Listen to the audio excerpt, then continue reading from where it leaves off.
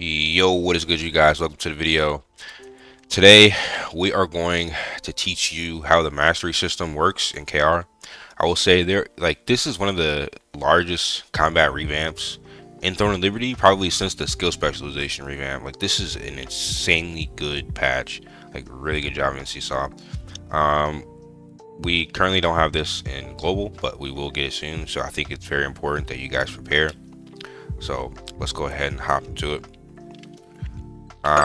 So the biggest changes to the master system are the amount of levels that you get from like 0 to max. So the max that you could get is around 60 mastery if you were 20 in the previous. But you can go all the way up to level 200 now. The EXP gain doesn't seem to be that different for the current content. That being said, if we get this mastery change for global and we don't get T2 content like Burkett Mansion and like all of the newer dungeons that give more mastery, we are going to be really struggling to get to max level, because I went through each of the beginner dungeons like Silas, Shadow Crypt, and Ants Nest. I was getting like still very minimal EXP. But when I go through the Talandre dungeons, I get decent mastery XP. So there doesn't seem to be a significant change in EXP gained from the actual public dungeons. So that being said, we're in for a grind. I'm gonna tell you that right now, because when you look at these trees, there are so many nodes that you can unlock, and it's all based on your 200 mastery points, you guys. So just kind of showing you how it works off bat. So you have a node, right? You need to get a certain rank of nodes before you can go into the achievement effects for the section you want. So you have common nodes, uncommon nodes, rare nodes, so on and so forth. So here's a common node that I like. This is an uncommon node that I somewhat like. So I can go here, I can go uncommon. But you need a certain amount of common mastery points before you can go into the uncommon. So you have to spend Solent to get the achievement. Every time I put a point into the common,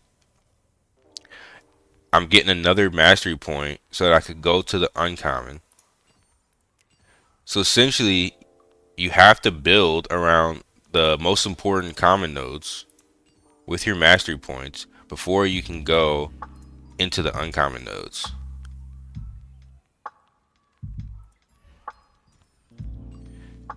And after you have all of the common nodes needed, in order to get to the next node, then you can go from node to node, and eventually, hopefully, once you have majority of your nodes, you can get to the last node of the area that you choose, which is the epic node. In this instance, I'm going to be going for defense on staff. I'm not going to lie. Defense just seems insane. Defense increased 20%. But just showing you some highlighting some of the epic nodes. Max damage increase. When your mana is less, mana regen. Attacking a target you burn creates an area of burning for support. Like, these epic nodes are absolutely insane, you guys. They're absolutely insane. So hopefully that gives you a basic understanding of how to go from common to uncommon to rare and then eventually to epic based on unlocking the nodes in the previous tier.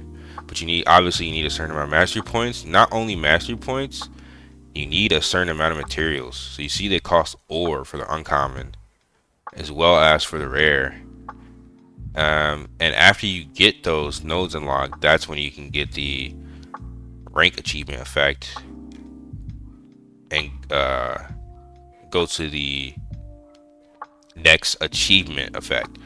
And then it tells you what effects you're getting for your weapon under the convert effect.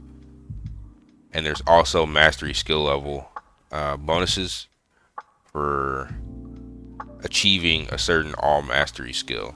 And this is based on overall mastery, meaning the more weapons you have at max mastery, the more bonuses you get. So this game is basically rewarding you for having multiple weapons at high mastery.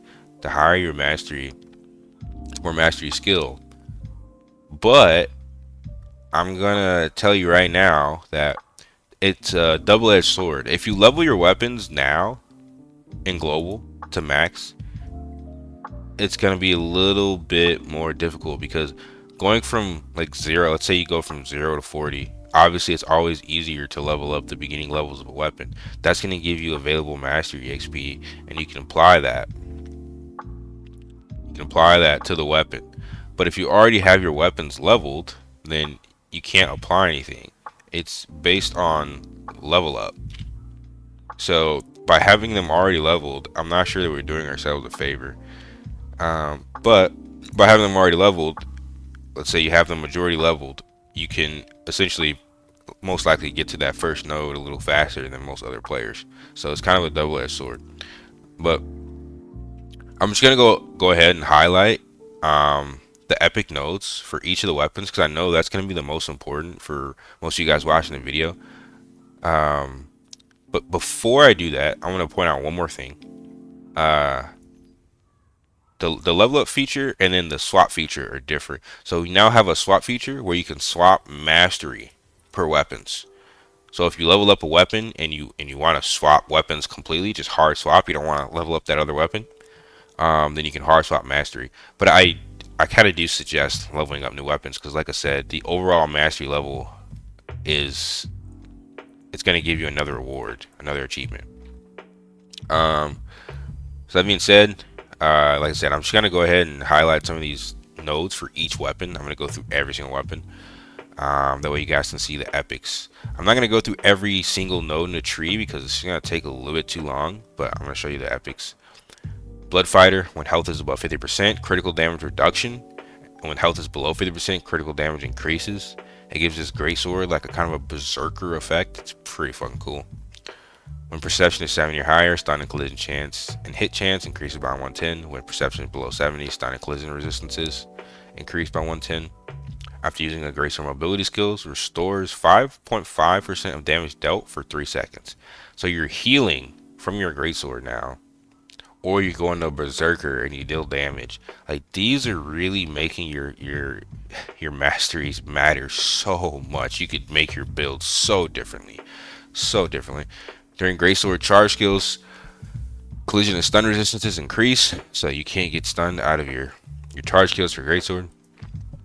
For SNS, using shield throw or annihilating slash increases your sword damage by 16%, decreases all your defense. That way you're doing a decent amount of damage with your sword skills. When wisdom is 40 or higher, skill heal, healing received. This is for crusaders, like legit crusader, paladin, whatever. This is an insane tree, man. Insane tree for stacking wisdom. All endurance increases by 1.1, and main weapon base damage decreases by 33 per 100 of max health up to 40,000. Another really good undying like endurance passive. And then critical damage reduction increases by 0.039 per 100 of max health, just giving you a lot of crit damage reduction for support users. I know a lot of people don't main heal on SNS, but I think with these masteries, not only will you be the tankiest healer in the game, but you will have a lot of skill heal depending upon how you build. And then you can always get mana from your masteries now. So I think this is going to open up a lot of build diversity. Alright, so for dagger, you can increase your dagger attack skills damage. This might be really good. This might be really good for people that want to main hand dagger and do DPS on dagger. We really have to see how significant that flat DPS increase is, because you're also getting some base attack damage increase, and you can reduce the damage reduction of a class with dagger now. It's pretty good. When dexterity is 8 or higher, your critical damage increases by 4%. So stacking dex is giving you more critical damage, and when it's below, it gives you more evasion. When hit by a magic attack, you get a shield to evade most attacks. So now you can counter magic users with dagger as well. And then using a mobility skill decreases your main weapon base damage, but increases your offhand damage and boosts double attack chance. So using mobility skills is giving you more chance for offhand attack, which actually gives you more overall damage because you're attacking technically with both weapons instead of just one. So again, this could potentially be another increase to dagger damage. We really got to see how significant it is. Alright, so for longbow, consuming bullseye has an 11% chance of reapplying the consumed number of bullseye stacks. So by consuming your bullseye, you have another chance of adding bullseye stacks, which is, it's pretty crazy. Another crazy one that I saw, on taking melee damage, you have a chance to bind the target. Longbow has some really crazy masteries, man. On successfully landing a target, landing on the target with a longbow control skill, so basically landing a CC skill, it decreases the target's range. So by you CCing them, it decreases their range. So this is insanely good for countering other longbow users or other staff users, man. So for siege, I could definitely see a lot of people going binding blow. On longbow survival skills, increases main weapon base damage, and landing longbow attack skills increases skill heal. So you're increasing your healing by attacking, and by using your survival skills, your healing skills, you're getting more damage. It's just the ultimate longbow support mastery. It's like longbow gets such good masteries, man. Alright, then we have crossbow. If there's an enemy with an intimidating radius, offhand double attack chances increases. That way, crossbow is kind of like a mid-range, like assassin, so it really pairs well, I think. Movement speed increases by 5% when being hit by a melee attack, and movement speed decreases by 15%. I read this wrong. Movement speed increases by 5% flat, but when being hit by a melee attack, movement speed decreases by 15%. So it's kind of high risk, high reward. If you get hit by a melee attack, you're gonna get slowed, but you get a flat damage increase, period. I think this is more so to counter range users or magic users. But this one's really good too. On evading an enemy attack, movement speed increases. So by evading, you get movement speed buff, and using a mobility skill increases your magic, melee, and ranged evasion. So crossbows get more evasion, stacking with their selfless diffusion evasion buff, making crossbow the best evasion class in the game.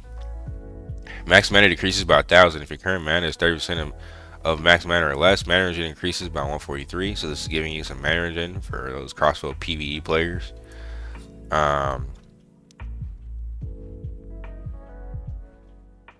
And then we have max damage increase by 1,000% of max mana for the staff.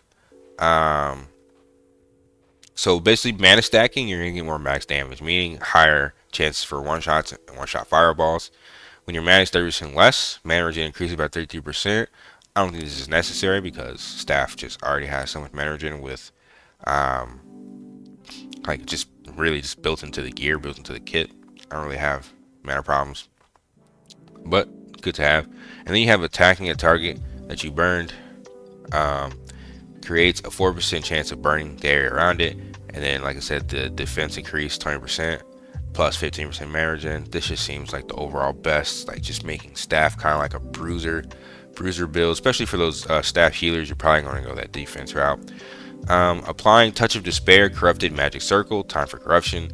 Basically applying your curses to a monster target creates a chance of applying the dream demon. Dream demon is the same as sleep but can be removed by attack. Then this seems to be very PV based. This is only it says unless it's a wrong translation. This only works on monsters. Dealing curse damage over time dealt by the user.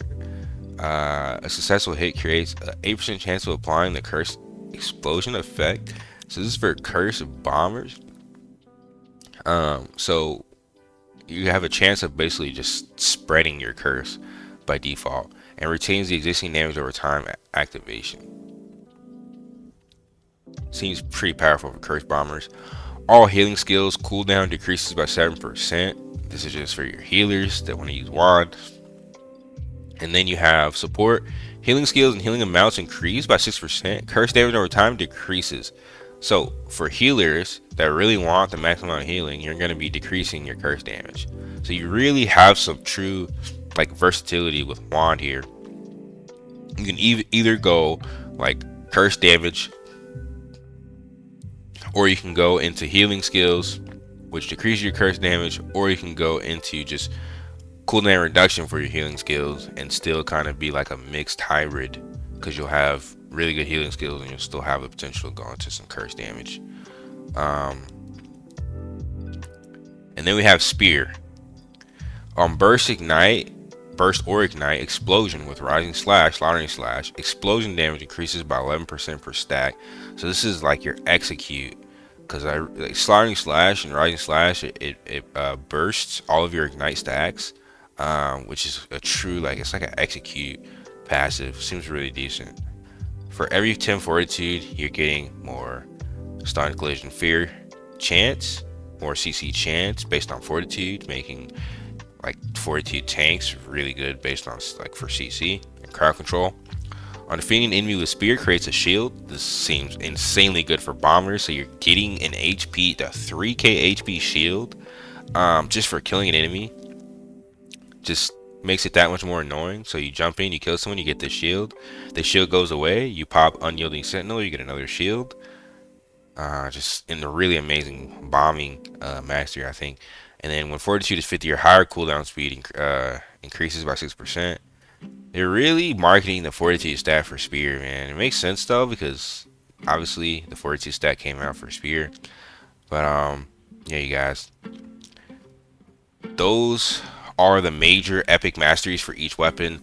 Like I said, these trees are huge, so I don't want to make a hour-long video going over each mastery. But I can tell you right now that looking at each of these nodes and looking at the achievement effects, the range changes, like, we are in for some insane build diversity. I am very excited to see the future of Throne and Liberty after these mastery rework. But hopefully I gave you guys a good insight as to what mastery is looking like when it comes to global. But thanks so much for watching. Peace and love, fam.